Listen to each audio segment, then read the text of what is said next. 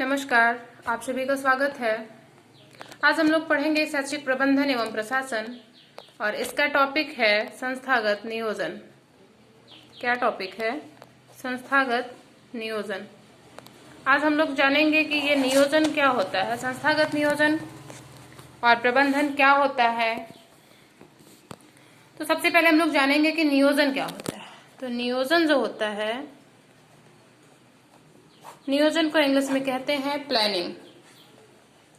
क्या कहते हैं?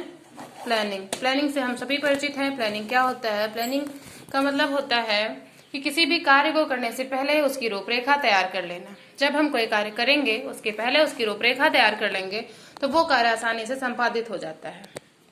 अगर सीधे शब्दों में, सिंपल शब्दों में कहा जाए तो भविष्य के कार्यों का वर्तमान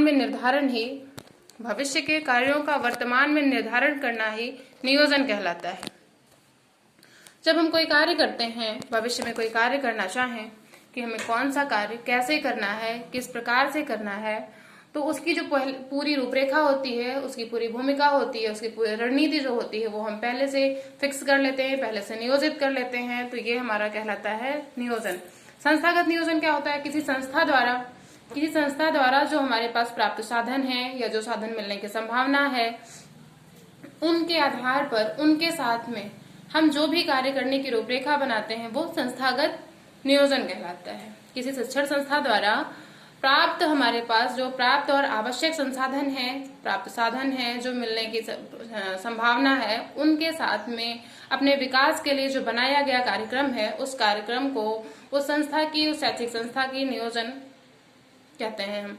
इस योजना की अवधि जो होती है वो कभी ज्यादा भी हो सकती है और कभी कम भी हो सकती है, यानी कि जो हमारा टाइम है ये कम भी हो सकता है और ज्यादा भी हो सकता है। आखिर नियोजन क्यों आवश्यक है? नियोजन इसलिए आवश्यक है क्योंकि नियोजन के द्वारा ही हम अपने उद्देश्यों की प्राप्ति करते हैं। नियोजन हमें हमारे उद्देश्यों की प्राप्ति में सुगमता लाता है। अगर हमने नियोजित होकर के कार्य किया तो कम लागत में हम अधिक परिणाम पा लेते हैं।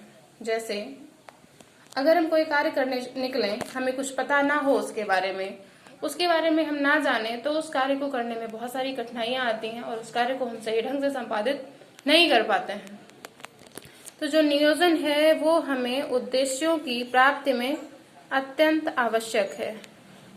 उद्देश्यों की प्राप्ति, ये हो गया हमारा पहला लाभ।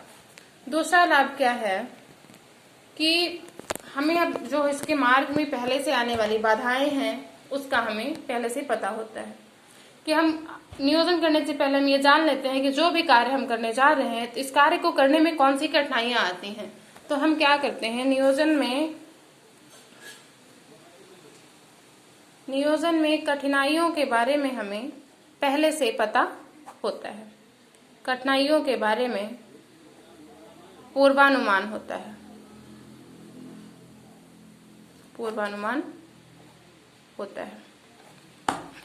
जब हमें कोई भी कार्य करने के लिए बढ़ना है, आगे बढ़ना है, उसकी कठिनाइयों का हम पहले से पता लगा के रखेंगे कि कौन सी कठिनाइयां आ सकती हैं हमारे मार्ग में, उनसे निपटने की हम पहले से तैयारी करके रखते हैं तो हमें उनसे निपटना आसान हो जाता है। किंतु जब हम बिना किसी प्लानिंग के, बिना किसी तैयारी के सीधे बढ़ जाएंगे और हमारे सामने अचानक से कोई कठिनाई आके खड़ी हो जाएगी तो शायद हम अपने उद्देश्यों की प्राप्ति ना कर पाए। इसलिए जो हमारा तीसरा लाभ है वो यही है कि उद्देश्यों की प्राप्ति होती है और कठिनाइयों से निपटने में सहायता मिलती है। तो हमारा चौथा उद्देश्य है, इसका जो चौथा लाभ है वो है कि हमको सर्वोत्तम विकल्प का चयन।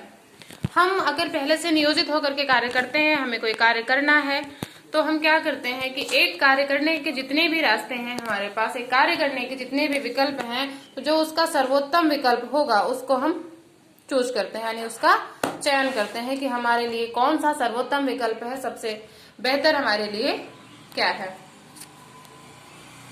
तो ये हो गए नियोजन के लाभ। आप लोगों को कुछ रटना नहीं है, अपने हिसाब से लिखना है। कोई भी कार्य आप उस कार्य को करने के लिए उस कार्य को संपादक की जगह खुद को रखिए और आप सोचिए कि अगर आप कोई कार्य करने जा रहे हैं तो उस कार्य को पहले से उसकी रूपरेखा तैयार कर लेने पर आपको कितनी कठिनाइयों से बचना हो सकता है, आपको कितनी सुगमता हो सकती है, बस आपको वही अपने शब्दों में लिख देना है।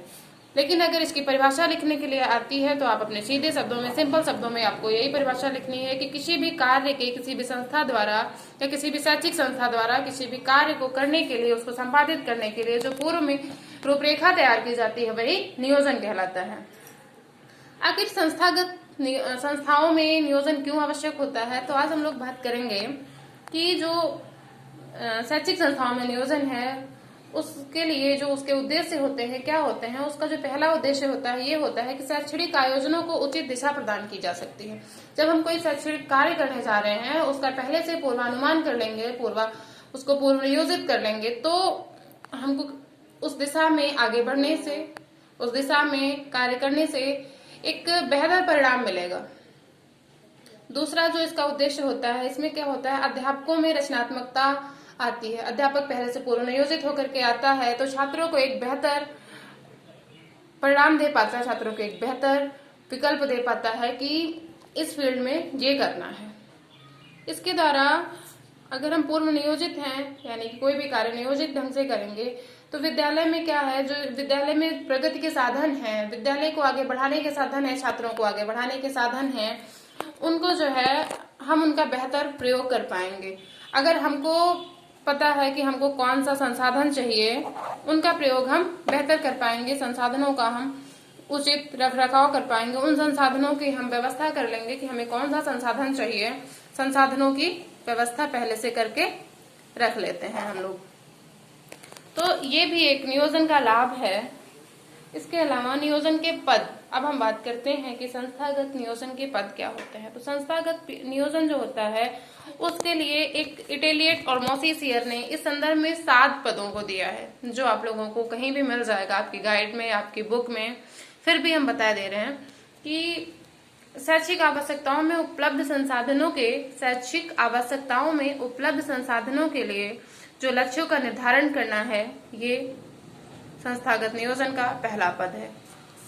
दूसरा, किसी भी समुदाय विशेष में जो हमें अपेक्षाएं हैं, जो उसकी शिक्षा की आवश्यकता है, उसकी पूर्ति के लिए संस्थागत नियोजन आवश्यक, ये इसका दूसरा पद है। इसका तीसरा पद है कि शाला विशेष, यानी कि किसी शिक्षण संस्थान के लिए, किसी संस्था के लिए विशिष्ट कार्यक्रम व गतिविधियों का निर्धारण होता है। हमें जो भी विशिष्ट कार्य करना है, जो भी गतिविधियां करनी है, उनका निर्धारण करने में हमें सहायता मिलती है। चौथा है कि निर्धारित कार्यक्रमों की सिद्धि हेतु, अर्थात निर्धारित कार्यक्रमों की प्राप्ति हेतु जो भी हमें कार्य करने हैं उनका निर्माण, यानी कि किसी भी कार्य को प्राप्त करने के लिए, किसी उद्देश्य की प्राप्ति करने के लिए कौन से कार्य करने पड़ेंगे, किस तरीके से करने पड़ेंगे, इनका निर्माण भी संस्थागत नियोजन के पद के अंतर्गत आता है। ये संस्थागत नियोजन का एक हिस्सा है। इसके बाद हम 5वें हिस्से की बात करते हैं कि जो भी हमने सोचा है, जो भी घटनाएं सोची हैं, जो भी हमने योजनाएं बनाई हैं, उनको व्यवहारिक रूप में बदलना, यानी कि अपनी सोच से उन पर अमल करना संस्थागत नियोजन का पद होता है। जो भी हमको कार्य करना है उसको पहले हम सोचते हैं, लेकिन उस सोच को जब हम वास्तविक जीवन में, अपने व्यवहारिक जीवन में बदलते हैं तो उसे संस्थागत नियोजन का पद कहा जाता है।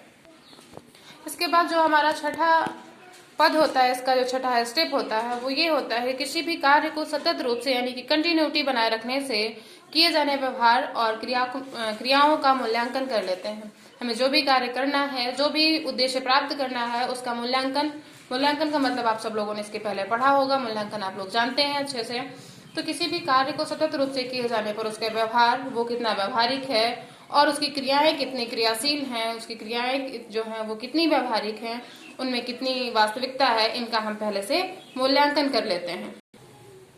इसके बाद जो हमारा 7वां विकल्प है, जो हमारा 7वां पद है, वो ये है कि जितने भी इसके पहले जो हमने 6 विकल्प तैयार किए, हम लोगों ने जो 6 पद तैयार किए, जिन 6 पदों पे हम लोगों ने कार्य किया है, उसके बारे में उन सभी का पुनः मूल्यांकन कर लेना, उन सभी पे पुनः नियोजन कर लेना, नियोजन का 7वां पद है।